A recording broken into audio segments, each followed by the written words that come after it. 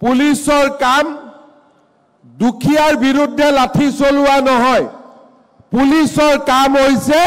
অপৰাধীৰ পিঠিত দাণ্ডা চলোৱা অপৰাধীৰ পিঠিত দাণ্ডা চলোৱা দুখিয়া মানুহৰ নহয় আগত এছাম পুলিচ আছিল ৰিক্সালা পালে পিঠিত লাঠি মাৰে কিন্তু আমাৰ ইয়াত গোট খোৱা বহুতৰ দেউতাই নিজে ৰিক্সা চালায় আগতে বজাৰত তৰকাৰী বিক্ৰী কৰা মানুহজনক লাঠি চলায় আজি মই আপোনালোকক দেউতা মাক লৈ আহিব কিয় কৈছিলো কাৰণ আপোনালোকৰ দেউতায়ো তৰকাৰী বিক্ৰী কৰে আজি বহুতে গাঁৱৰ খেতিয়কজন থানাত আহিলে বেয়া ব্যৱহাৰ কৰে আজি মই আপোনালোকৰ দেউতা মাক কিয় লৈ আহিব কৈছিলো কাৰণ আপোনালোকৰ দেউতা মায়ো খেতি কৰে আৰু বহুতে ঘৰৰ কাষৰ সবজি দোকানখনক গৈ 10 টকা 20 টকা 100 টকা খুজে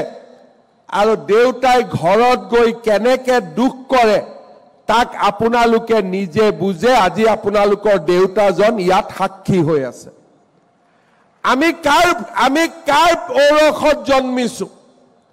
দুখীয়া দৰিদ্ৰ মধ্যবিত্ত পৰিয়ালত আজি অসমত মন্ত্ৰী এমএলএৰ খুলখালিয়াকে চাকৰি নাপায় আজি আমাৰ অসমত মন্ত্ৰী এমএলএ লৰা ছোৱালীয়ে চাকৰি নাপায় আজি আমাৰ অসমত ৰিক্সা চালকৰ লৰা তৰকাৰী বেপাৰী লৰা ঠেলা চালকৰ লৰা কৃষকৰ লৰাই আজি চৰকাৰী চাকৰি পায় আমাৰ দায়িত্ব যিখন সমাজৰ পৰা আহিছো যিখন সমাজৰ লগত দৰিদ্ৰতাৰ সৈতে যুঁজি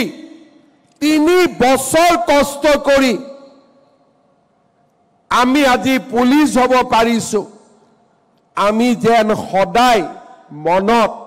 সেই সকল দৰিদ্ৰ মধ্যবিত্ত লোকৰ প্ৰতি সন্মান ৰাখো কাৰণ তেওঁলোকৰ চকুত আমি আমাৰ দেউতাক দেখা পাব লাগিব তেওঁলোকৰ চকুত আমি আমাৰ মাক দেখা পাব লাগিব আৰু সেই কাৰণে আজি আমাৰ অসমত পৰিৱৰ্তন হৈছে 10% 20% কৰবাত যদি বেলেগ ৰাস্তাত গৈছে আমি তেওঁলোকক কেনেকে ঘূৰাই আনিম তাৰো আমি চিন্তা কৰি থাকো মাঝে মাঝে আপোনালোকে দেখে যে আমাৰ অফিচাৰ বিলাক দুই এজনৰ ঘৰত পুলিচ যায় 1 কোটি 2 কোটি টকা ধৰিও লৈ আহে আৰু দুই এজনৰ টকা লওঁতে ধৰোতে তেওঁলোক গ্ৰেপ্তাৰো হয় আজিকালি সেইকাৰণে টকা নগদ নলয় গুগল পেত লৈ লয় কিন্তু তেওঁলোকে বুজি নাপায় যে গুগল পেত ললে বেছি প্ৰমাণ হৈ থাকে টকাটো নিজৰ একাউণ্টতে যায় আৰু গুগল পেত টকা ললে অফিচাৰ সকলৰ কাৰণে বেছি সহজ কাৰ একাউণ্টত কিমান টকা গল আজিকালি এনেকুৱাও দুই এজন আছে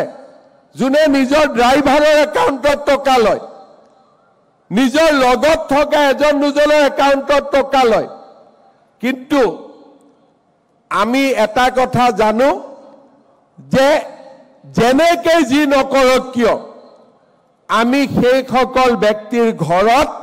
এদিন নহয় এদিন আমি উপস্থিত হমেই কাৰণ আমি অসমত এই ধৰণৰ টকা পইচাৰ খেলা আমি শেষ কৰিব খুজিছো যোৱা 5 বছৰত আমি সফল হৈছো